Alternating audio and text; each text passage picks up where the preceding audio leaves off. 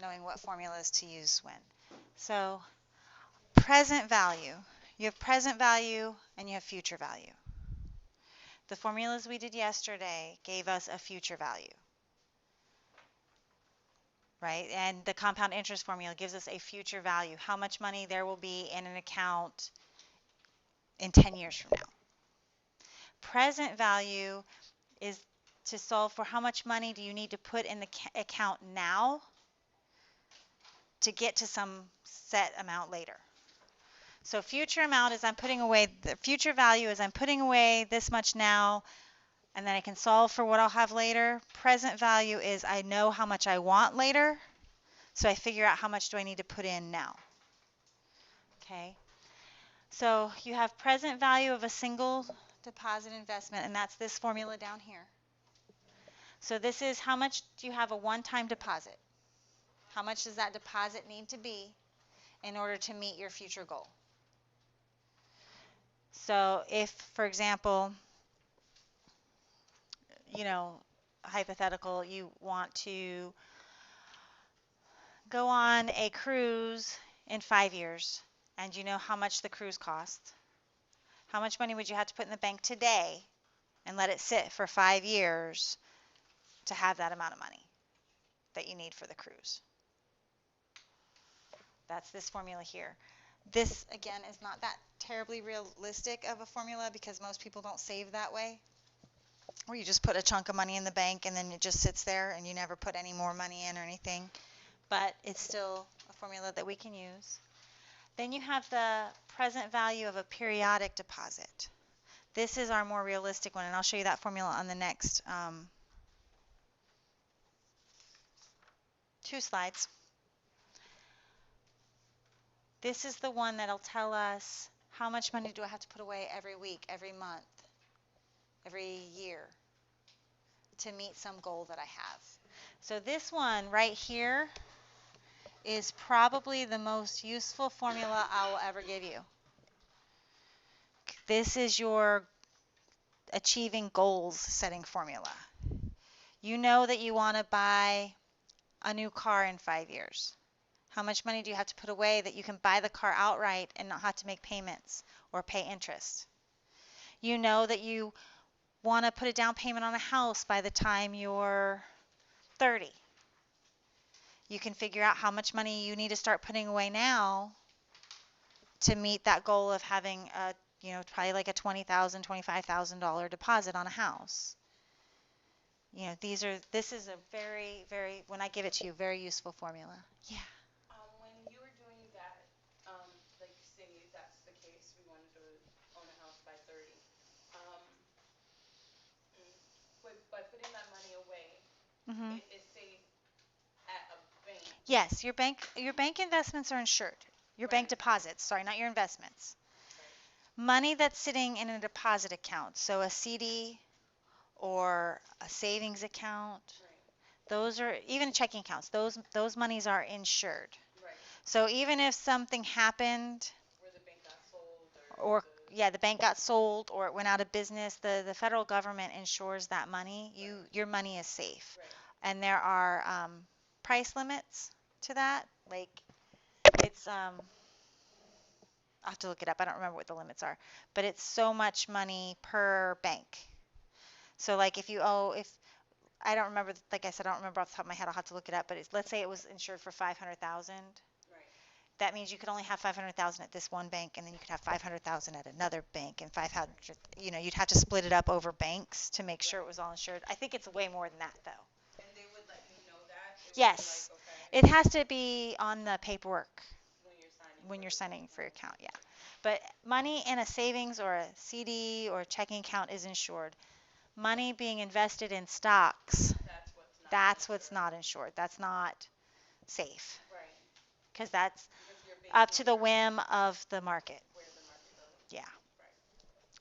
Right. But money like these formulas Mhm. that you're putting money into an account at a certain interest rate and you're trying to grow your money, this is, unless you're taking the money out, it's not going anywhere. Right. So those I'll are be safe there when you're ready. Okay, so Mr. and Mrs. Johnson know that in 6 years Their daughter Ann will attend state college and she'll need $20,000 for the first year's tuition. And they want to know how much should they put in the account that yields 5% interest compounded annually. Okay, now they're wanting to do a single deposit. Okay, so right now we're on single deposits.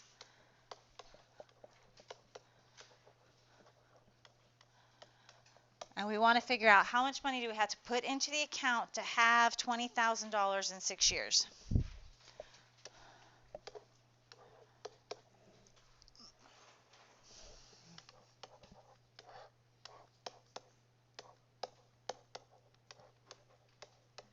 Now all this is the compound interest formula solved for P. So it's just rearranged. So if you were to forget this formula but you remembered compound interest, you could still solve the problem. You just have to rearrange it yourself. But you guys should have your notes, so. And I know you're going to keep them forever and ever and ever.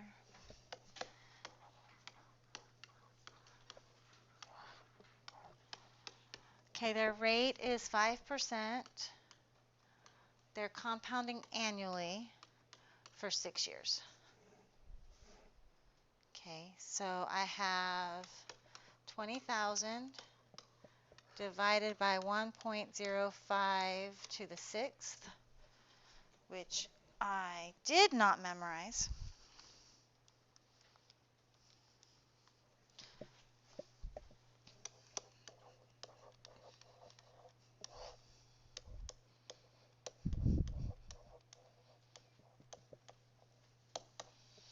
So I get a decimal, and I do 20,000 divided by that answer.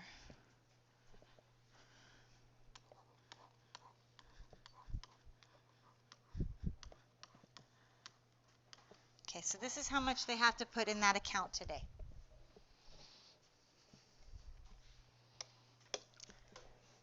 Okay, $100,000 in 10 years at 3.8% interest compounded daily. Okay, this number right here will be 3650. So the first thing I'm going to do is I'm going to divide 0.038 by 365. And I am going to get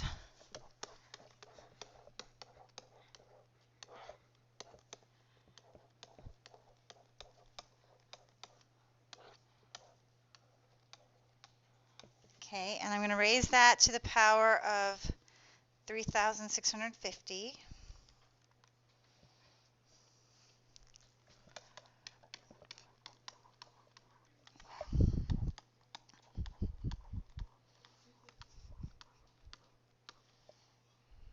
My calculator actually has 3 sixes.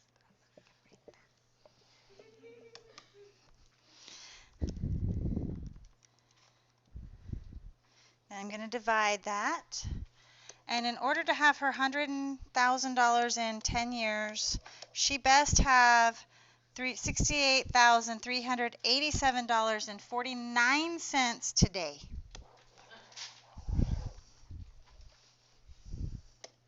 This is the one that you use if you have a goal. I want $10,000 in 5 years.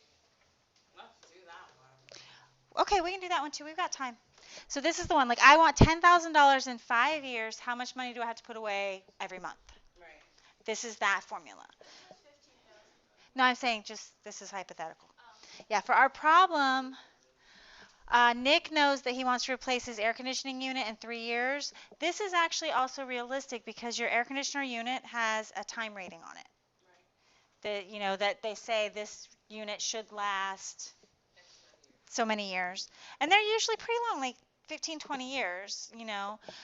But if you know you're getting close, you start preparing, you start saving up. Yes, it could last longer than that time, but it's better to have the money. It's better to need it and not have it than have it and not need it. Yes. The other way around. Yeah. It's better to have, it's maybe going to go out in 3 or 4 years. You start saving the money to replace it. If it doesn't go out, you just have that money for when it does go out because it will. Because it will. It will. And they're pretty accurate with that on those kind of things. So Nick knows that in 3 years he's probably going to need to replace his, and it's going to cost him $15,000. Sorry, he's not replacing his; he's installing. To replace the unit would not cost this much, Right. but to install, Yeah. if you've never had it, to do all the ductwork and stuff, that's why that's high like that. No one down here has to install it. I can say that right now. Old houses. Really old houses, they still have people that have installing it? And short sales and Yeah. foreclosures, all of it. Because people rip out the AC units. Yeah, for the copper. There's a lot of people around my area that still have the window unit. No, well, the owners before, they just want to get everything out of it. Like, people take out toilets, they take out, Yeah, I know about that. they gut them. For the past They few gut, years. yeah, they completely do it. I went into this one house and they had completely like they had marble tile in there Right. and they had Thousand goal. Our rate divided by our compounding, because it's monthly, so 12. 1 plus our rate divided by 12 times, or raised to the power of 12 times 3, because 3 years. Okay, so this is 36. And I'm going to do 0.04 divided by 12. And I'm going to get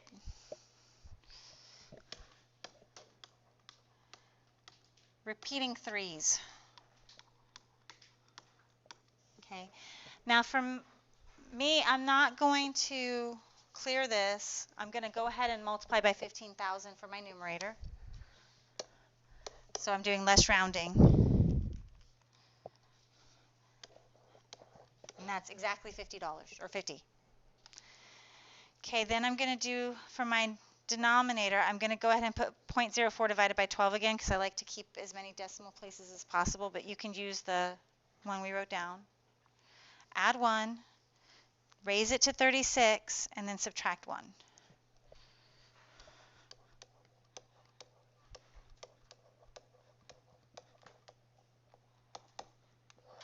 Okay. And then I do 50 divided by my answer. Whoops, darn it.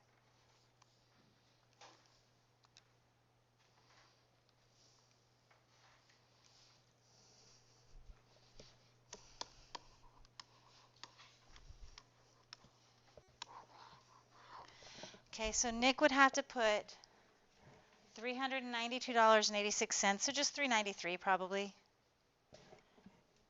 every month for the next 3 years, and he's going to have $15,000. That's in 3 years. That's not bad. It's 3 years. It's $400 a month, and that is a bit high, but if you could afford it, Right. you could have $15,000 in 3 years put away. You know, that's pretty good. They said that we go through. Sorry. Okay, so times 100,000.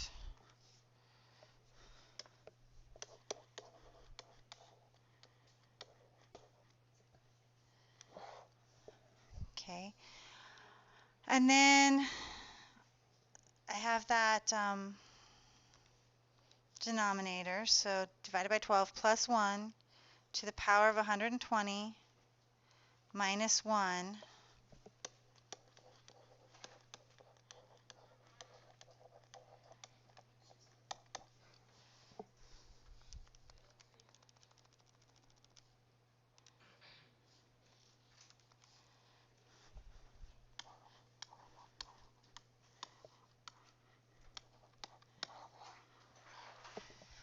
Okay, it's high, but she wants $100,000 in 10 years. That's $10,000 a year without interest. If you're putting away $686 a month, let's just do that really quickly. That's $8,232 a year. So she's putting away $8,000 plus a year, but she's earning the equivalent of $10,000 a year on that. I think that's realistic because it depends on what career She went to school to be a lawyer. She could easily put away $600 a month. That's like only 2 hours of work for her. You know, I mean, that's nothing for a lawyer. If she went to college to be a teacher, Position. I hear that the pharmaceuticals, they Yeah, make they make money. bank. 40. Okay, so we're going to do retirement, like just what would happen if you put away $20 a month for 40 years towards your retirement at 1% interest, because 1% is very close to what's realistic right now. Right.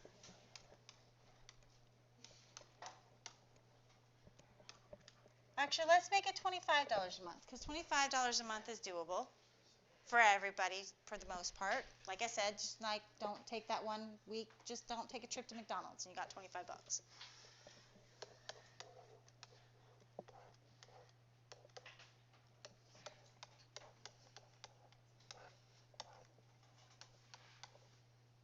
Oh, wait, not 40. I'm at 12. Oh, huge. Okay, whatever. McDonald's. Is it gonna be compounded monthly? Yeah, I'm compounding monthly just because most bank accounts do compound daily, but the difference that you earn between daily and monthly is actually not that big of a difference. Mhm. So you can still calculate monthly, but then you just have more money at the end Okay. because you'd earn more because they're compounding daily. But putting money away monthly is more easy to think about than putting money away daily. Plus, nobody's going to go to the bank every day. Right. All right, so let's do this. I have 0.01 divided by 12 plus 1 to the power of 480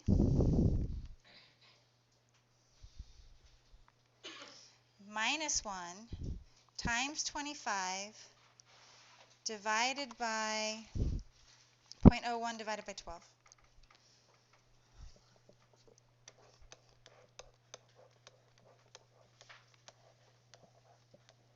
Okay, not a lot. But you didn't put away a lot either.